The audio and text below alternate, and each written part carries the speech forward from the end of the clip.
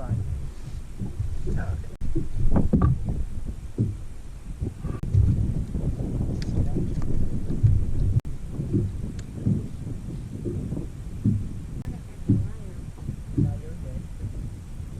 Jesus, I can't hardly hold the net.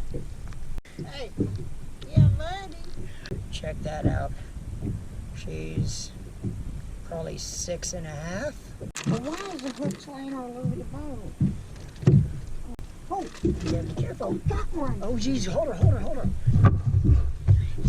That's your pole. We were getting ready to get this stuff hooked up, and Herman's pole started going over the edge. Oh my God! Everybody out there in Camberland, that's just too freaking awesome. This rod was literally going over the edge of the boat. And this is the outcome. Check that out.